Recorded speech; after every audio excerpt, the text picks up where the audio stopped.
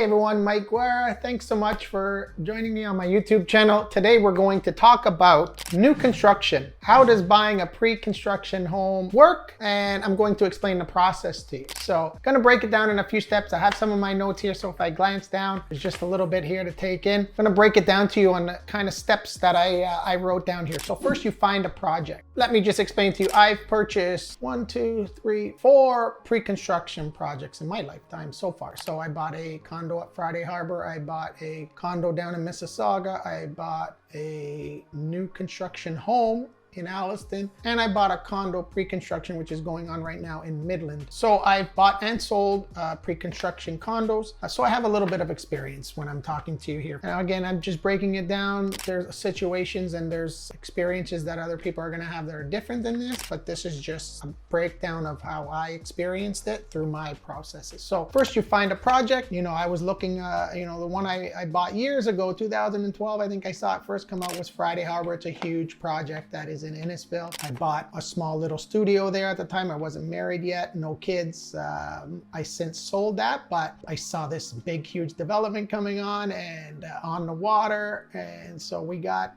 that in the process, and I think it closed in 2017. So from 2012, 2017, it was delayed for a year or two, which we'll get into. So find a project that you think will work for you, whether it's a home you're gonna live in or an investment property. Like our Friday Harbor was a second property for us. It was an investment. Do your homework. So know the area. If you're working with a realtor, the realtor should know the area, know the location. They say location is the most important. So know where you're buying, know what's around it, know what the future is going to happen in that area. Do your homework. So make sure that when you do pull the trigger on that pre-construction project, that you're confident with the area and with the project and the builder. So look in obviously to the builder. How long have they been? How many projects have they done? And then I guess the next step would be to write an offer. Most of the time you go in with the salesperson in the sales center, pick out a unit that you want.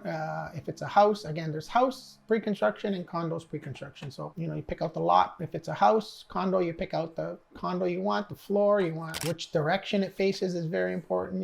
What are you going to be looking at? And you give a deposit. Sometimes it's $5,000 on signing. Again, it could be different in different projects. I'm just using an example. The condo I bought, it was $5,000 on signing, and then the balance to 5% in 30 days, and another 5% in 120 days, another 5% in 365 days, and another 5% in 540 days, and then 1% on occupancy. So you could pay anywhere from 1 to 5% on occupancy, but that's just a general breakdown. With a condo or a house, new construction, you have what is called a 10-day cooling off period. So when you do put the deposit and you have that offer, you have 10 days from that day that you signed to back out if you change your mind. So during this period, I would recommend you send the offer to your lawyer, have them review it, see if there's any concerns, if they find anything, any red flags they want to bring up. You have within that 10-day period to go back to the builder or the salesperson and say, I'm not too comfortable with this. Can we make a change? Or it's a decision you got to make whether within that 10 days, if you're going to go through with the purchase or say no, get your $5,000 back and just walk. So you have a cooling off period, which is great. I know in some provinces, they have this cooling off period on resale homes. There's been talks about, is it going to come to Ontario? We don't know. And then you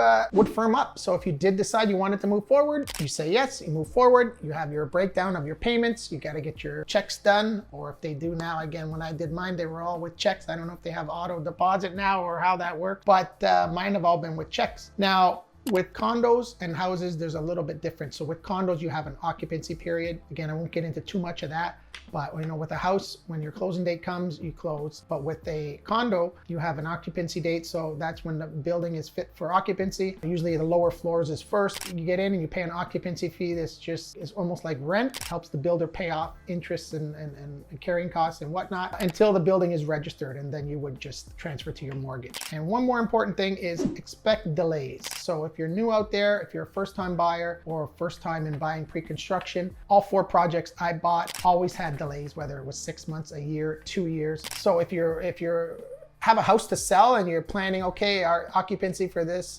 new construction is November next year, and you're going to sell your house a few months before, pay close attention to the closing date and keep in touch with the builder, because I would say most projects have delays and it's very hard to coordinate if you're selling a house. If it's your first house, it's a little different, but expect delays in a new pre-construction house or condo. So yeah, that's about it. If you have any questions about pre-construction or new construction, I am more than happy to let you know what's going on in our area, Simcoe County. Reach out anytime. All my information is in the description. And if you haven't already, please subscribe to my channel. And I look forward to talking to you soon. Thanks so much.